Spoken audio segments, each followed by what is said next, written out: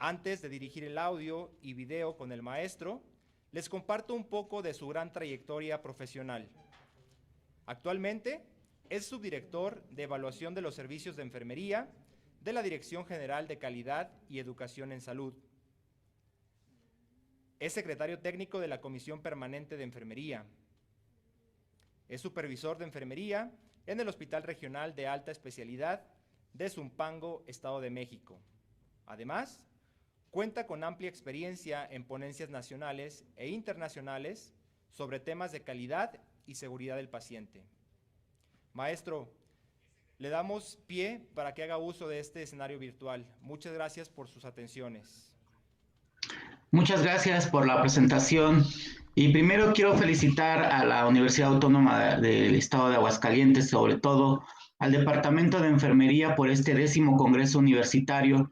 que como bien ya comentó el presentador, pues, tocará temas de suma relevancia, sobre todo en este momento de la pandemia por COVID-19, y que en ese sentido tanto las instituciones de salud como las instituciones académicas han tenido que transitar en modificar los escenarios sobre el cual se comunican, sobre el cual se prestan servicios y sobre el cual ahora se educa, en este caso, a los alumnos. Y quiero felicitar de forma muy importante a la coordinadora general de este congreso y que además fue quien me hizo el honor de invitarme para participar con ustedes, a la maestra Marieli Acosta Álvarez, que está a cargo de la coordinación general, por supuesto a la maestra Silvia Patricia González Flores, la jefa del departamento, y al resto del equipo colaborador que participa organizando este 10º congreso. Todos sabemos que organizar un congreso implica una logística muy importante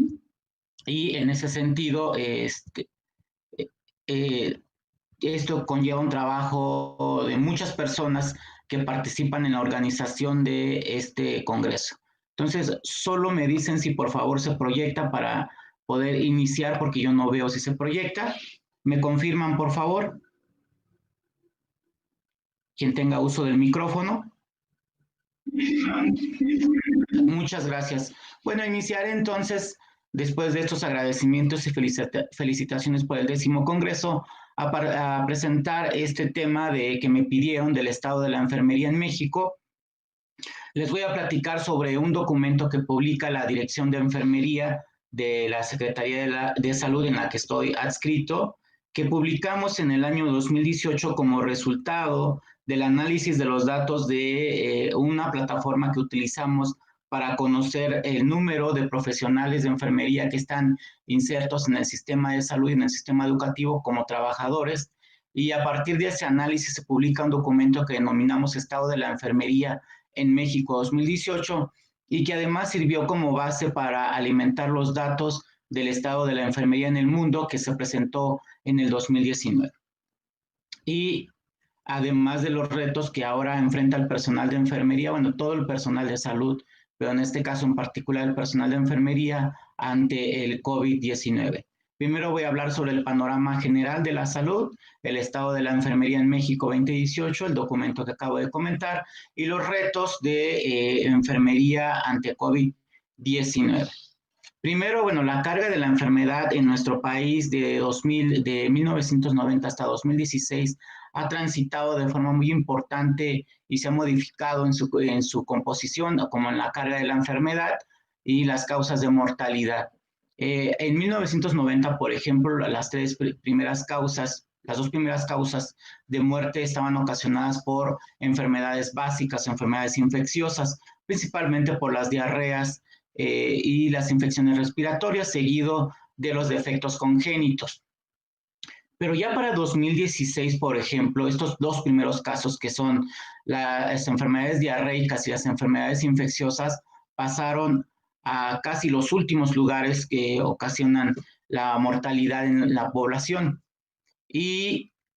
en 2016, las primeras causas de la carga de la enfermedad lo representaron la diabetes mellitus, las cardiopatías isquémicas y la enfermedad renal crónica, que además no ocupaban los primeros lugares en 1990. Hoy en día, entonces, se enfrenta el reto de atender estas enfermedades crónicas, complejas y de alto costo, que además requieren personal sumamente especializado, instalaciones también complejas y bueno, esto representa altos costos para el sistema, pero también representa altos gastos de bolsillo para nuestra población. Y otro tema importante que incluso ha publicado la Organización para la Cooperación y Desarrollo Económico en 2017 es sobre la mortalidad por infarto agudo al miocardio, en donde México ocupa uno de los primeros lugares y uno de los problemas importantes de nuestro país ha sido la mortalidad por infarto agudo al miocardio, que además este infarto agudo al miocardio como mortalidad se ha presentado, se ha medido más en las unidades hospitalarias. Y esto quiere decir que las personas sí llegan a un hospital, pero desafortunadamente los hospitales no cuentan con la infraestructura, el equipamiento y sobre todo el personal calificado para atender el infarto agudo del miocardio, desde el diagnóstico, la atención oportuna y la intervención para la reparación del daño. Entonces, y esto ha ocasionado la muerte por infarto agudo del miocardio y en ese sentido el sistema de salud enfrenta grandes retos también. Otro problema importante que se enfrenta en nuestro país y que es conocido de todos porque además se ha hecho una gran difusión a través de redes sociales y los medios de comunicación como la televisión, el radio y otros sobre la obesidad y el sobrepeso en nuestro país y que en este caso, por ejemplo, poco más del 33% de las personas con sobrepeso se encuentran en las personas adultas y el 35%, por ejemplo, de los adolescentes de 12 a 19 años ya tienen problemas de sobrepeso u obesidad. Y en esta gráfica, por ejemplo, lo que podemos ver que México, comparado con otros países, se encuentra en el primer lugar en el caso de sobrepeso y obesidad. Y esto pues también representa un gran reto para el sistema de salud, pero también para los profesionales de salud, en el sentido de tratar de modificar los estilos de vida saludables de las personas. Y es en donde se tiene que incidir en la cultura de la población y en donde enfermería tiene una gran oportunidad de poder trascender como profesional de la salud, contribuyendo en la transformación de los estilos de vida de nuestra población. Y un tema también importante que tenemos que abordar, porque no es solo el sistema de salud o el sistema educativo, sino todo el sistema mexicano que tiene que ver con la educación, la protección de la población, la educación, la salud, la seguridad, el bienestar, la ecología, tienen que ver con la igualdad y los determinantes sociales que garanticen el bienestar de la población y que entre ellos se puede garantizar mejor salud a la población. Y en ese sentido, pues también tenemos que identificar que no estamos en las mismas condiciones, primero en el mundo, ¿no? Y después a nivel de país, no todos estamos en las mismas condiciones. Los estados del norte, los estados del centro, los estados del sur, y al interior de las propias ciudades, las grandes ciudades cosmopolitas, donde podemos encontrar grandes brechas entre las personas que tienen gran poder adquisitivo en comparación con aquellas que no lo tienen. Por ejemplo, en esta gráfica podemos observar la esperanza de vida en el Japón es más del 80%, de 80 años, perdón, en nuestro país, según la CONAPO, más de 75 años, en general, en Brasil más de 72, en la India más de 63 y en algunos países de África menos de 50 años son la esperanza de vida y en ese sentido pues tienen que ver con las condiciones de vida, las oportunidades de vida que tiene tanto a la educación, a la salud, a la vivienda, al empleo y a otras condiciones de bienestar. Y desafortunadamente siempre los más pobres entre los pobres son quienes padecen la mayor carga de la enfermedad y que ocasiona la morbilidad y la muerte prematura y la pérdida de años de vida saludables. Y en ese sentido, los determinantes sociales los considera la Organización Mundial de la Salud como las condiciones en las que las personas nacen, crecen, se alimentan, viven, educan, trabajan, se divierten, envejecen y mueren. Entonces, de estos determinantes sociales también depende la condición de salud de las personas y también de las formas en las que los tipos de sistemas pueden ayudar a combatir las enfermedades en cada región o en cada país. Y a su vez las condiciones en que la gente también vive y muere determinan está determinado por las fuerzas políticas, sociales y económicas que determinan cómo se distribuye la riqueza y cómo se administra para hacerlo llegar a la población. Y esta gráfica, por ejemplo, podemos observar cómo se comportan los determinantes sociales en las diferentes poblaciones, la población indígena, la población pobre, no necesariamente en poblaciones indígenas, sino en las ciudades, incluso en las grandes ciudades cosmopolitas, donde podemos encontrar esta disparidad en la población, las condiciones en las que se accede a los servicios de salud, el empleo infantil, la educación, que no siempre es la misma para todos, y en ese sentido, hoy en día la educación en línea, por ejemplo, no es lo mismo para aquellos que tienen internet, que tienen computadoras, que tienen un celular, un teléfono inteligente, en comparación con aquellos que viven en zonas aisladas, que no hay acceso a internet, que no tienen luz, que no tienen una computadora, que no tienen un teléfono, que su teléfono no es un teléfono inteligente, etc. Una cantidad de condiciones que no garantizan que estemos sobre las mismas condiciones para lograr el bienestar, y el empleo, que tampoco se brinda en las mismas condiciones de seguridad. Primero la seguridad laboral, la seguridad laboral, y las condiciones del empleo que garantice protección también para el trabajador, y en la edad adulta, por ejemplo, las condiciones para el cuidado de los ancianos, ¿no? Y también de las familias, las madres, cómo alimentan, cómo cuidan a sus niños, tampoco es la misma condición para todos, sobre todo en las zonas pobres, en las zonas indígenas, no hay las mismas condiciones, ni las mismas condiciones de empleo, ni las de protección para las madres, ni para los niños. Y esta otra imagen, por ejemplo, lo que podemos ver, ¿no? Otras condiciones totalmente diferentes para otro tipo de población, pero esto es lo que tenemos que considerar cuando analizamos el sistema de salud y las condiciones en las que se presta el servicio de salud, que no siempre es bajo los mismos escenarios. Y en ese sentido, la gran oportunidad del personal de enfermería, de la atención primaria de salud, que quiere decir que está presente en todos los niveles de atención, pero principalmente en el primer nivel de atención, en la que tenemos contacto directo con la población, y sobre todo en estas poblaciones aisladas, las poblaciones marginadas, el personal de enfermería tiene una gran oportunidad de educar, de ayudar a la disposición de excretas, el consumo de agua potable, la higiene, la mejor alimentación, el uso de las hortalizas, de los vegetales, de las frutas y de los animales de granja.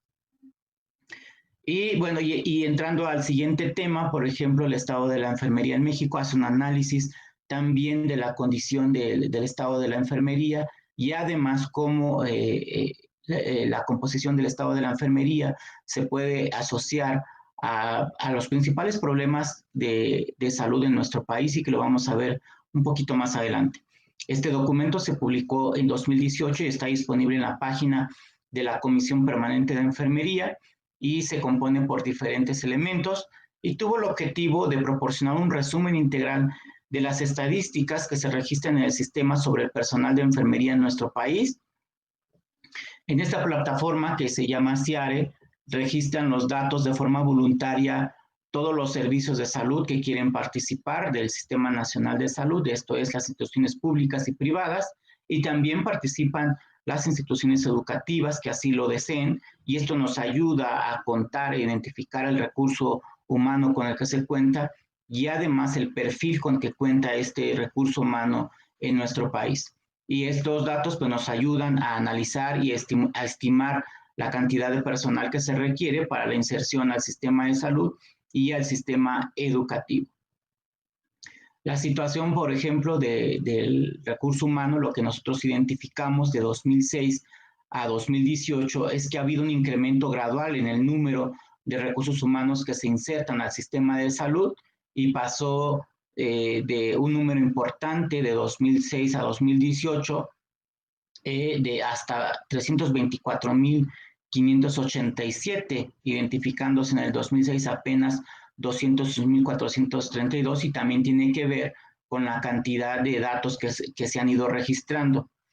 y coincide con la cantidad de recursos que se han incrementado, porque por una parte existen las plataformas que reportan los servicios estatales de salud, como el número de personal disponible, y por otra parte las plataformas que reportan el número de personal que se va incrementando con la creación de nuevas plazas, y estas han coincidido que se ha incrementado de forma gradual.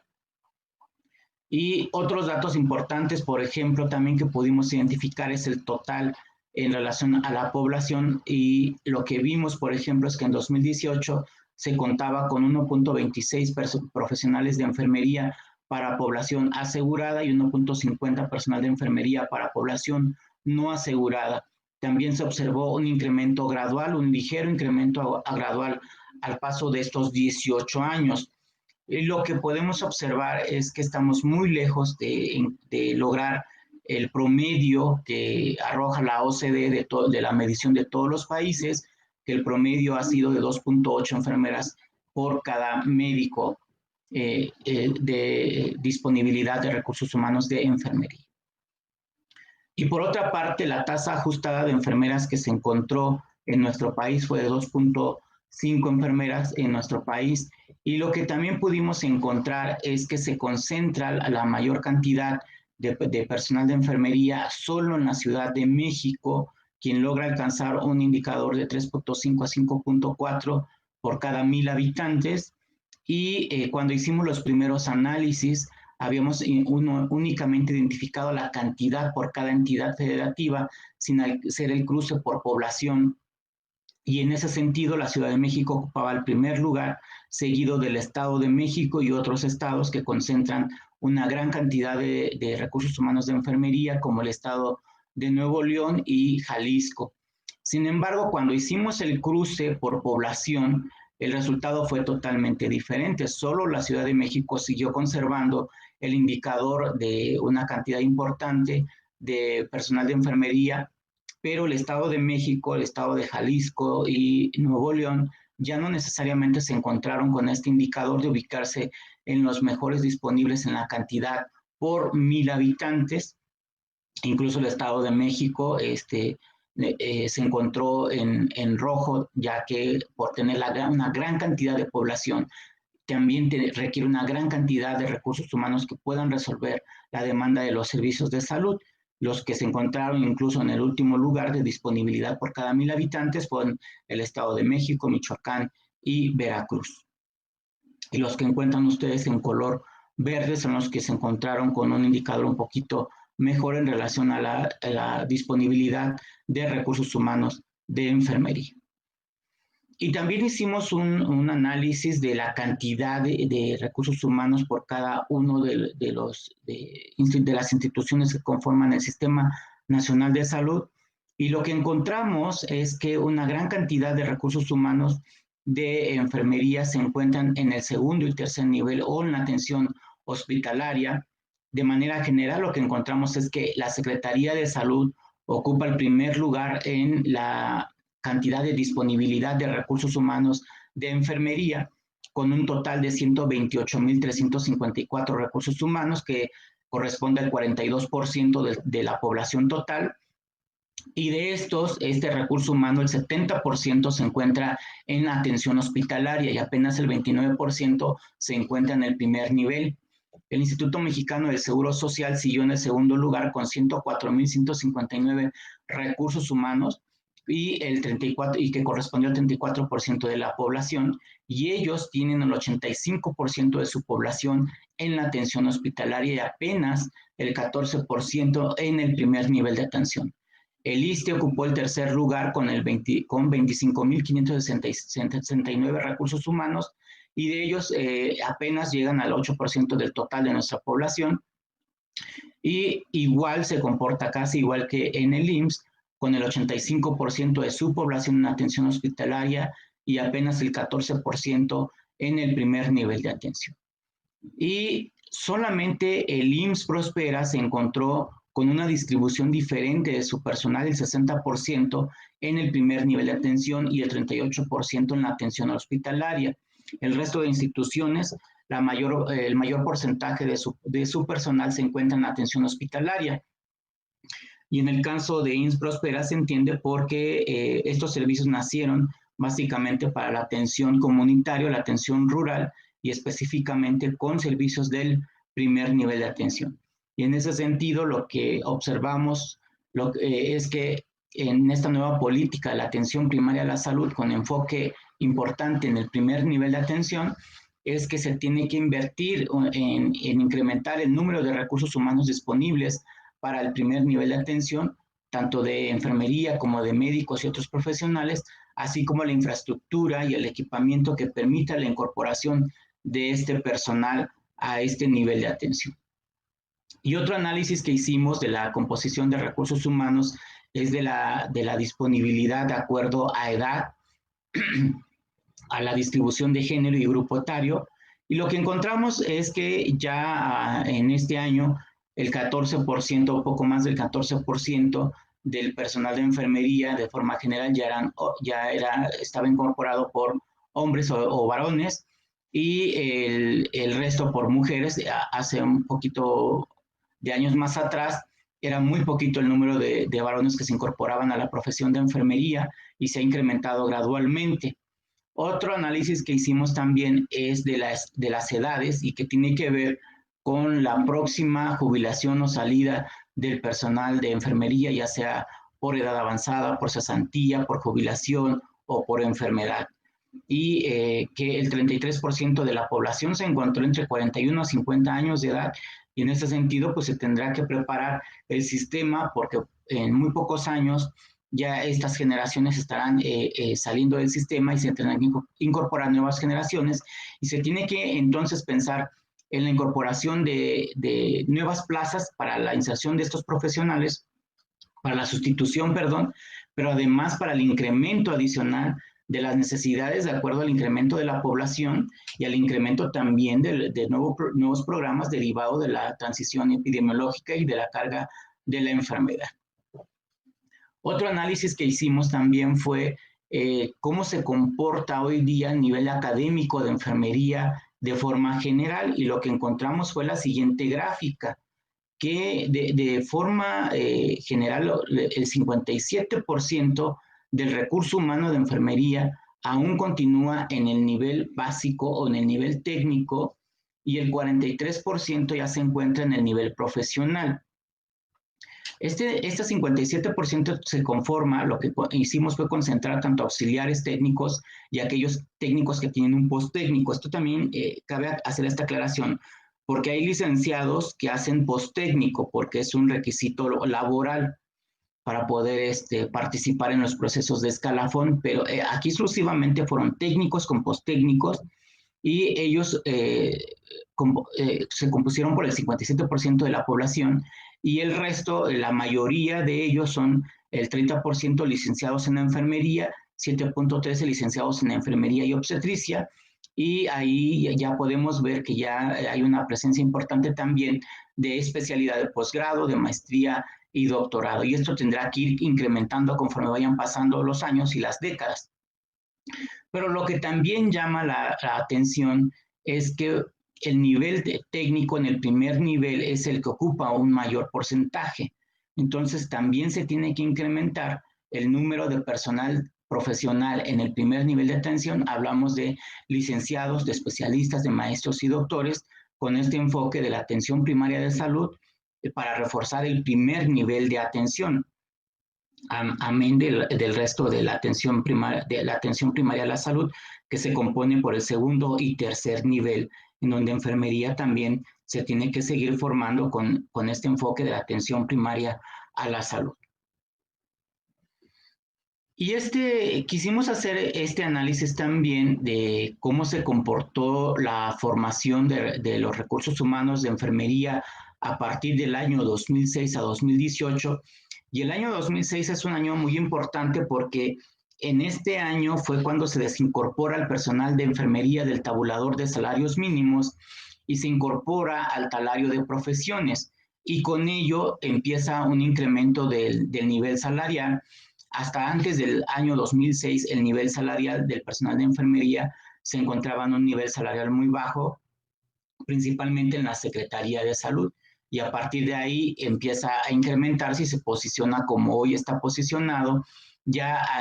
compitiendo incluso con otras profesiones. Si ustedes hacen el análisis del salarial en la Secretaría de Salud, del salario de otras profesiones, el personal de enfermería se equipara exactamente igual en el nivel profesional. Cuando obtiene este nivel, ya se compara exactamente igual que otras profesiones como químicos, psicólogos, nutriólogos y otros profesionales de la salud en la Secretaría de Salud. Y en el de 2006 a 2018, el nivel de auxiliar de enfermería, por ejemplo, como pueden observar, pasó de forma muy importante de ocupar el 20 punto, un poquito más del 20%, apenas el 9,6%, y en el nivel técnico del 61% bajó al 47%, y el nivel de licenciado creció del 16,6 al 37,7. Entonces, el personal de enfermería en este periodo ha encontrado un estímulo para seguir estudiando, para mejorar su perfil académico, y se han incorporado a diferentes programas de profesionalizantes, no solo del nivel de licenciado, sino también para obtener la especialidad de posgrado, porque en el programa de promoción pro profesionalización para el personal de base en la Secretaría de Salud, el personal que tiene de licenciatura en enfermería puede participar y de inmediato se le otorga el nuevo perfil o la nueva plaza, y lo mismo para aquel que obtiene una especialidad de posgrado con título y cédula, de inmediato su plaza la puede cambiar a nivel de especialista C. Y esas son las oportunidades que ha observado el personal de enfermería y que le ha motivado a seguir creciendo en su profesión. Y solo como un dato general, en 1970 el 28% del personal se consideraba profesional y el 72% era no profesional. Esto quiere decir auxiliares de enfermería y personal con título y cédula. Y si hacemos este comparativo, en todos estos años ha crecido de forma muy importante el nivel profesional de enfermería. Pero además quiero hacer también otra aclaración. En estos años, de acuerdo a este análisis, el personal profesional que ocupaba el 28% no necesariamente eran licenciados en enfermería. Era personal que tenía un título de enfermero, pero que era de nivel técnico, pero ya se consideraba a nivel profesional porque era un título universitario. Entonces, hoy en día incluso es mucho más comparativo.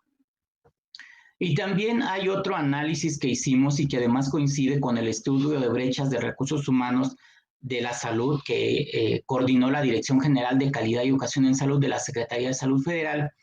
junto con la Universidad Nacional Autónoma de México y el Instituto Nacional de Salud Pública, realizaron el estudio de brechas y coinciden con este análisis que nosotros hicimos de la plataforma del CIARE. Lo que nosotros identificamos bueno, y quiero hacer también, antes de iniciar a explicar este comparativo, que para efectos de este análisis de saber cuál era el área afín a donde se quería especializar el personal de enfermería, tuvimos que juntar tanto los datos de nivel posttécnico como nivel de posgrado. Y esto no quiere decir que pensemos que el posttécnico y el posgrado es lo mismo. Entendemos perfectamente la diferencia entre ambas formaciones.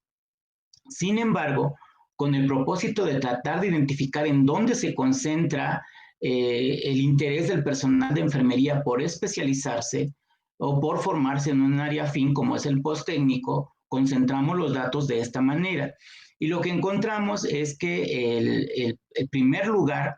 de interés del personal de enfermería por especializarse se encuentra en la administración, ya sea administración de los servicios de enfermería, administración hospitalaria, administración de sistemas de salud, administración de organizaciones de salud o administración en general para aquellos que hacen administración en nivel de maestría. Seguido por enfermería quirúrgica, una gran cantidad de personal de enfermería estudia esta posttécnico o especialidad, y luego cuidados intensivos también, y que son como las de mayor demanda, seguido de pediatría, que pediatría también se puede dividir ahí en dos opciones, porque la Universidad Nacional Autónoma de México tiene tanto la de pediatría como la de neonatología, y la de pediatría incluso específicamente para la atención de pacientes críticos, en el caso de los posttécnicos. Y entonces lo que encontramos fue que principalmente el personal de enfermería se forma en la atención hospitalaria, tanto en la administración de los servicios de salud, en enfermería quirúrgica, en cuidados intensivos, en pediatría y hasta ahí. Y luego otras especialidades como nefrología y otras que han venido surgiendo, además de la gran demanda, una gama importante que oferta la Escuela Nacional de Enfermería y Obstetricia. Sin embargo, estas son las más demandadas, incluso en el resto del país también son las de mayor demanda. Y el resto de especialidades, muy poca demanda, bueno, incluso otras universidades no tienen otra oferta académica y entonces seguimos ofertando de forma inercial la misma formación que se ha venido ofertando desde 1960 por las diferentes universidades. Y lo que se requiere hoy en día, entonces, es empezar a transformar esta formación hacia la atención primaria de salud con el propósito de poder contribuir justo en estos principales problemas que observábamos de la carga de la enfermedad.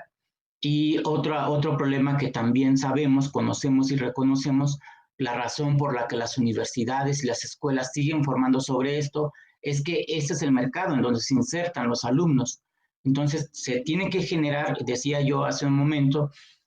lugares de trabajo en el primer nivel de atención y además que sean atractivos con condiciones adecuadas, con condiciones favorables, que asegure la continuidad y además una carrera laboral dentro del servicio de salud. Y entonces hay un gran trabajo que se tiene que hacer y que además es trabajo de todos, no solo de la Secretaría de Salud, sino de las instituciones educativas y del marco regulador en ese sentido de los diputados y de los senadores para empezar a pugnar para que se mejoren las condiciones en el primer nivel de atención y se amplíen las ofertas de trabajo para todas las profesiones, no solo para enfermería, para todos los que participan de forma interprofesional en la atención de la salud. Bueno, ¿y cuáles son los retos que ahora sobre todo enfrentamos, además de la carga de la enfermedad? Ahora con la llegada de la pandemia COVID-19, que ha afectado de forma importante a todo el mundo y además estamos escuchando en las noticias que nuevamente hay rebrotes en otros países y que seguramente en nuestro país también sucederá. Y esto representa realmente un reto para nuestro país. Primero porque no estábamos preparados para ello, tanto en infraestructura, en equipamiento, en insumos, en recursos humanos, pero además porque no existe un tratamiento para esta enfermedad, no existe una vacuna para esta enfermedad y entonces eso hace aún más compleja la atención de este padecimiento y de verdad es un gran problema para el personal de la salud que todos los días está combatiendo este padecimiento. Y la Secretaría de Salud ha venido impulsando estrategias y programas para ayudar a combatir y mitigar la expansión de esta enfermedad, pero para ello estamos obligados a primero saber qué es esta enfermedad, cómo se comporta, cómo se transmite, a quiénes afecta y cuál es el origen de esta enfermedad, entender cómo se comportó desde su origen, porque de esa misma forma se comportará en donde se llegue a presentar esta enfermedad. Y en ese sentido, el personal de enfermería estamos obligados a estudiar, analizar, buscar toda la información disponible, lo que publican los países que ya han enfrentado este problema. Por ejemplo, solo para hacer un recordatorio de lo que ha pasado con esta pandemia, el 30 de enero la Organización Mundial de la Salud declaró a COVID-19 como una enfermedad emergente y un problema de salud a nivel internacional y el 11 de marzo se declara como una pandemia y que desde entonces ha venido afectando grandemente a todo el mundo. En nuestro país, el 28 de febrero, se declaró el primer caso confirmado en nuestro país. El 18 de marzo de este año se declara la primer muerte confirmada por COVID-19 y hasta la fecha esto ha venido creciendo. El día de ayer se reportó que ya se hace cuenta con 86.893 muertes por causas de COVID. O hasta ayer existían 860.700 casos confirmados que están todos en nuestro país y que allí están presentes estos casos confirmados y que el personal de enfermería tiene que estar trabajando, el personal de salud, el médico, nutriólogos, psicólogos, rehabilitadores, biomédicos, radiólogos, inhaloterapeutas, todos los profesionales trabajando, combatiendo a esta enfermedad con el propósito de ayudar a salvar la vida de las personas, a recuperar su salud y ayudar a aquellos que no lo van a hacer a tener por lo menos una muerte digna, una muerte de calidad. Pero todos los días este personal está trabajando. Los estados que se han visto más afectados han sido la Ciudad de México, el Estado de México, Nuevo León, Guanajuato, Sonora, Veracruz, Puebla, Tabasco, Jalisco y Tamaulipas, y continúan ocupando los primeros lugares hasta el día de ayer de los casos COVID, tanto casos sospechosos como casos confirmados, así como las defunciones por COVID-19. Y cómo se comporta esta enfermedad. Aproximadamente el 14% de las personas que se enfrentan presentan un cuadro grave y requerirán hospitalizarse y en ese sentido de servicios de oxigenoterapia. El 5% de las personas que se infectan tienen que ser ingresadas a una unidad de cuidados intensivos y en ese sentido requerirá de personal médico y de enfermería no solo especializado, sino también capacitado, porque no contamos con el recurso humano suficiente especializado para la atención de los pacientes en las áreas críticas, camas críticas o unidades de cuidados intensivos. Y hago énfasis en las camas críticas o áreas críticas porque los hospitales se tuvieron que reconvertir, se ampliaron las áreas críticas, podemos encontrar camas de cuidados críticos en hospitalización o incluso en las salas de urgencias, ahí se habilitaron cuidados intensivos para estos pacientes y en ese sentido se requiere que el personal de enfermería esté capacitado para atender a esos pacientes, para manejar un monitor, un ventilador, para conocer cómo se comporta esta enfermedad y los tratamientos específicos de los pacientes con enfermedades respiratorias, especialmente estos que tienen COVID-19.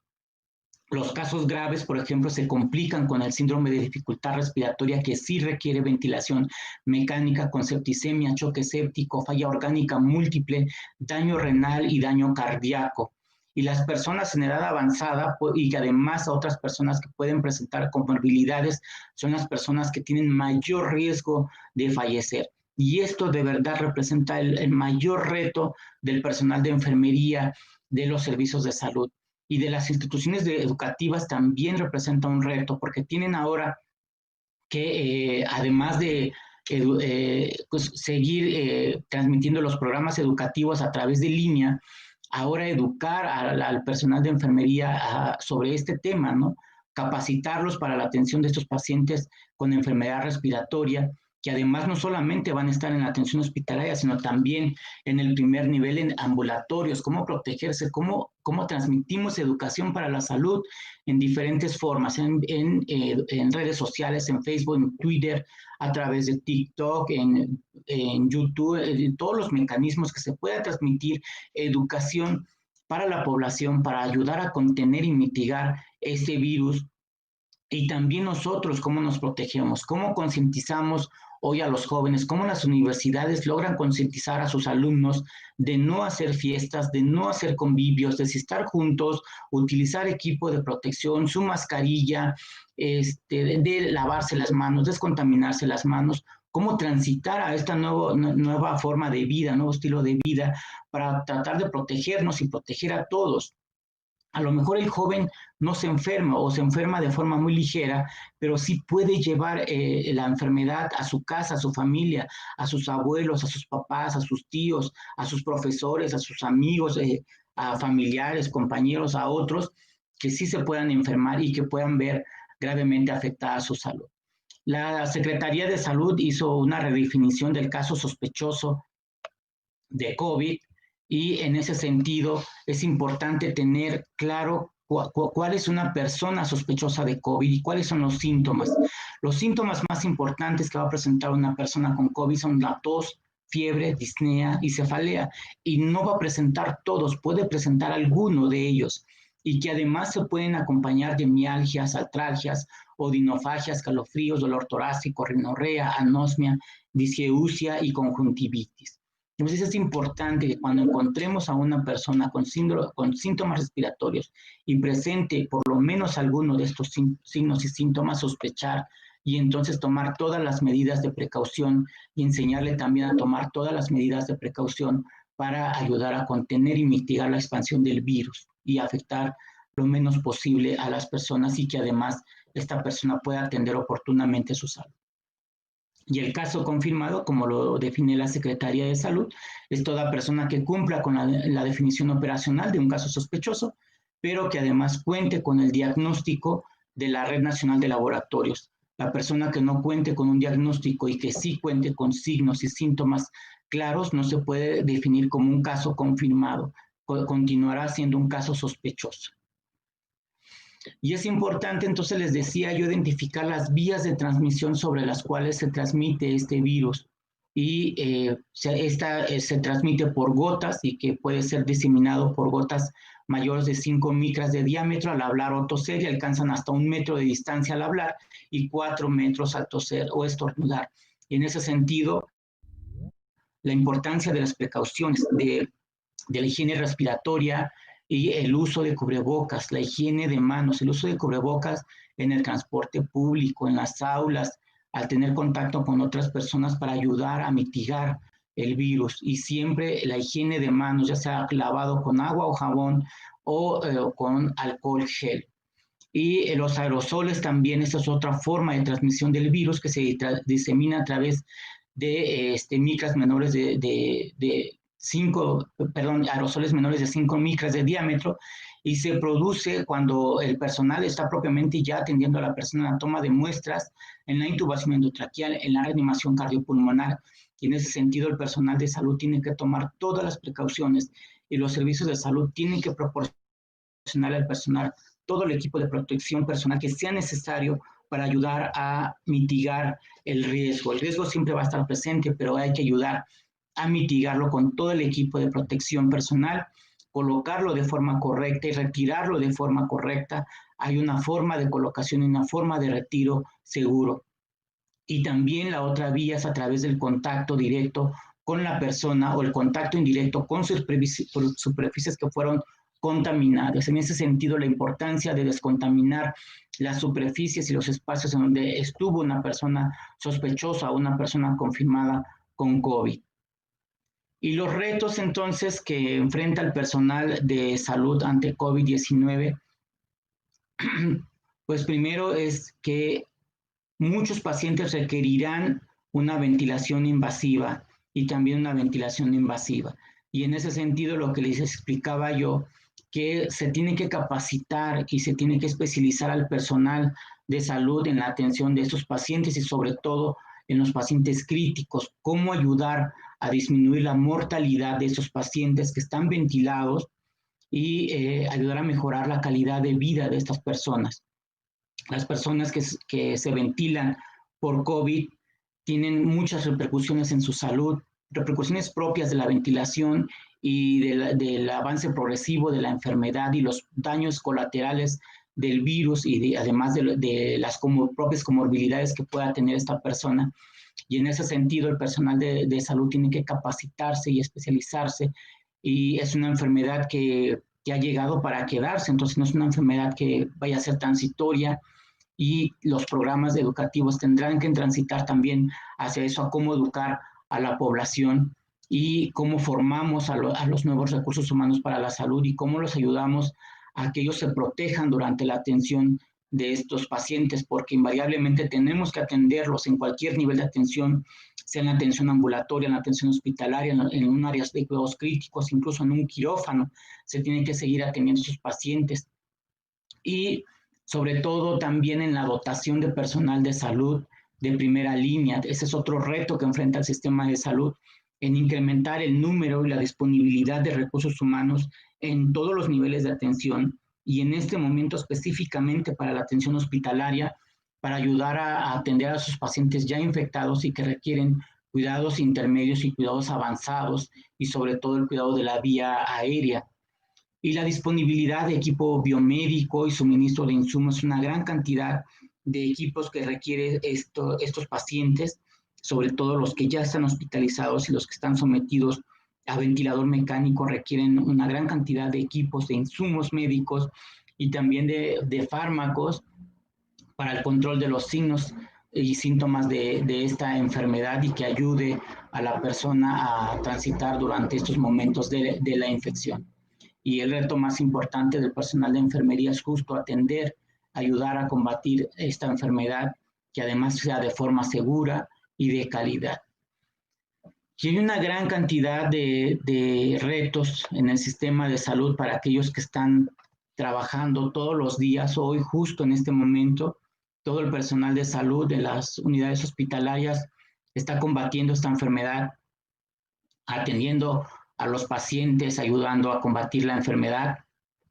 Y en ese sentido, ¿qué requerimos? Requerimos reforzar el trabajo en equipo, el trabajo colaborativo de todo el personal de salud, en conjunto con el equipo médico, me refiero al personal médico, a los nutriólogos, a los psicólogos, a las sinoterapéuticas, a los químicos, a los laboratoristas, a los radiólogos, a los técnicos radiólogos, a los ingenieros, a todo el personal, incluido el personal de limpieza, de mantenimiento, de vigilancia, todos aquellos que hacen posible la prestación de servicios de salud. Requerimos del trabajo en equipo. Si el eslabón se rompe por alguna parte, sufrirá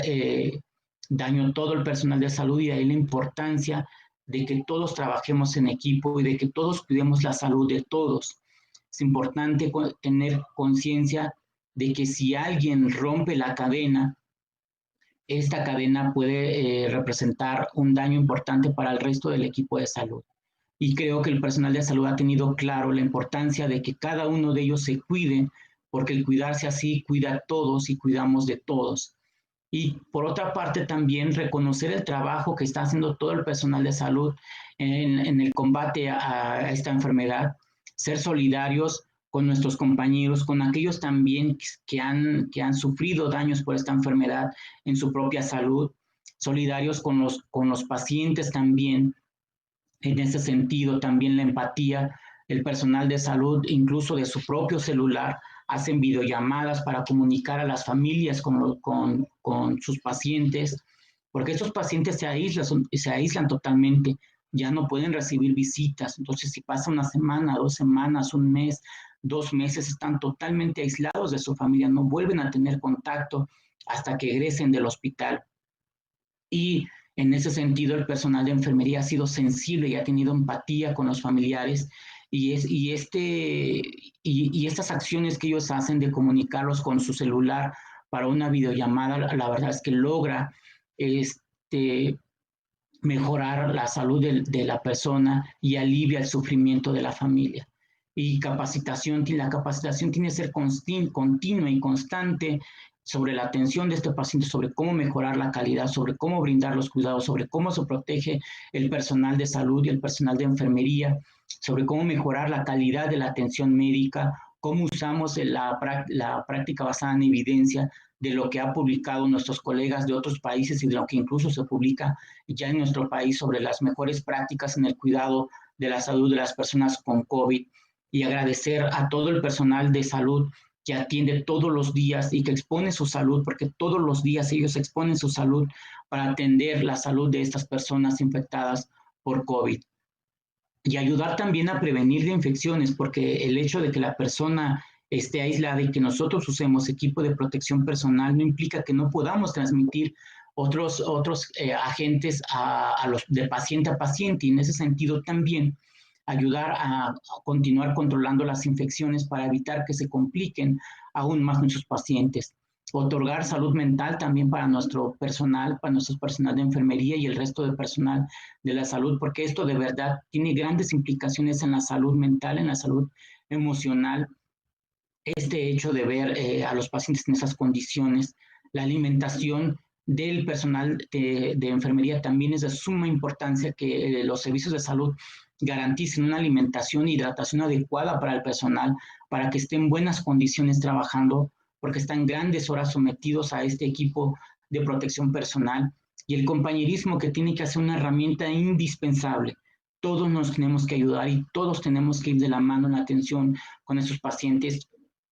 y todos ayudarnos a proteger. En el uso y retiro de equipo de protección, no solo que exista, afortunadamente hemos observado que existe el equipo de protección personal, pero usarlo de forma correcta, colocarlo de forma correcta y retirarlo de forma correcta. Las primeras publicaciones que hizo China sobre el equipo de protección personal y la infección del personal de salud es que ellos encontraron que en el retiro del equipo de protección personal es donde el personal se contagiaba más por la generación de aerosoles durante el retiro. Y en ese sentido, entonces es importante que el equipo se retire de forma correcta, de acuerdo a la técnica, para evitar o disminuir el riesgo de infección. Y la protección laboral, que eso también es muy importante. El personal de salud que está en la atención de estos pacientes tiene también que tener protección laboral. En ese sentido, el servicio médico para ellos,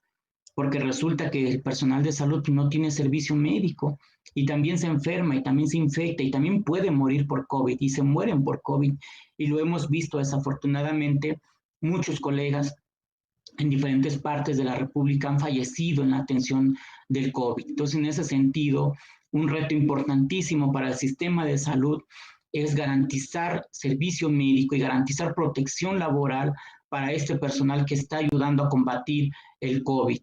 Y sobre todo la disponibilidad de insumos y equipo para la atención del paciente, que tengamos a la mano nuestras herramientas de trabajo, que eso nos ayuda a garantizar cuidados de calidad, el cuidado oportuno y disminuye la angustia del personal de salud por no tener el equipamiento adecuado para la atención de estos pacientes. Sin duda son grandes retos que enfrenta el personal de enfermería justo en este momento. De por sí la carga de la enfermedad y la muerte prematura significa un reto para el sistema de salud y sobre todo para el personal de salud que labora todos los días. Pero hoy en día esta pandemia ha venido a exponer los grandes retos que enfrenta el sistema de salud y las grandes necesidades para mejorar nuestro sistema de salud. Y yo me quiero despedir con este mensaje de la presidenta del Consejo Internacional de Enfermeras, Annette Kennedy, que a propósito del año 2020, el año de la enfermera, ha declarado ella que en este año de la enfermera y la partera, los ojos del mundo están puestos en nuestra profesión de una manera que no podríamos haber anticipado. Las enfermeras están en el centro de atención y en todo el planeta esta trágica pandemia está revelando el trabajo insustituible de la enfermería para que todos la puedan ver. Y creo que todos podemos coincidir en esto. Este año, sobre todo, que todo el mundo teníamos pensado, incluso la Secretaría de Salud, hablo de la Dirección y la Comisión Permanente de Enfermería, teníamos ya planeado grandes eventos para celebrar el año 2020, el año de la enfermería y la partería, a propósito del natalicio de Florence Nightingale. Y sin embargo llega esta pandemia y todos hemos pensado que con esta pandemia pues todo esto iba a quedar atrás, que Nursing Now, que el año de la enfermera iba a quedar relegado, pero no ha sido así. Esta pandemia ha venido a visibilizar el gran trabajo que hace la enfermería y la importancia que tiene el personal de enfermería. No podríamos entender el combate a esta pandemia sin la participación del personal de enfermería. Y además, déjenme decirles que el personal de enfermería, en comparación con otros profesionales de la salud, principalmente el médico, es el personal de enfermería el que más tiempo está con el paciente, el que más se expone con el paciente, el que más está cerca del paciente, el que es más sensible con el paciente, quien ayuda al paciente no solo a comer, sino que ayuda justo a estas cosas que comentaba yo, de acercarlo con la familia a través de una videollamada, a través de un mensaje, a través de leerle cartas, porque los pacientes ya incluso hoy día envían sus cartas para que el personal lea la carta al paciente, para que a través de ese es el medio de comunicación con su familiar. Y el personal de enfermería justo es quien hace estas tareas. El personal de enfermería es el que tiene ese momento de sensibilidad con el paciente. Y en ese sentido, mi reconocimiento para todo el personal de enfermería, por supuesto para todo el personal de salud, médicos, químicos, nutriólogos, psicólogos, rehabilitadores, inhaloterapeutas, que han tomado un papel importantísimo, imprescindible en este trabajo, los radiólogos, por supuesto, pero de forma muy importante el personal de enfermería es el que está todos los días luchando y combatiendo, pero además Las 24 horas el personal de enfermería está ahí pegado con el paciente, trabajando, atendiendo y combatiendo para ayudar a la persona a salir de este problema de salud. Bueno, y con eso yo me despido, les agradezco mucho, los felicito, saludo mucho a todos los alumnos de la Universidad Autónoma de San Luis Potosí, de Aguascalientes, perdón, y de todos aquellos que nos están viendo de todas las partes del país, y les envío un fuerte abrazo y mi reconocimiento para el trabajo que hacen desde todos los ámbitos de su práctica. Muchas gracias.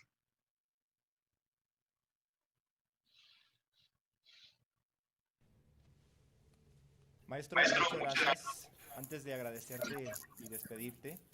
quisiéramos hacer mención a lo que bien tú comentas. De verdad que fue una presentación llena de datos muy interesantes, llena de realidad, que a final de cuentas es lo que más importa en estos días. El mostrar estadísticas, el mostrar datos contundentes, objetivos, y se ve que la sensibilidad la tienes directamente con lo que pasa actualmente en los centros de atención. Se ve que has vivido en carne propia la atención que brindamos al paciente que ha enfermado de COVID. Muchas gracias Es por eso. correcto. Te enviamos un abrazo a la distancia, nuestro mayor Muchas reconocimiento y gracias. admiración para tu trabajo. Gracias.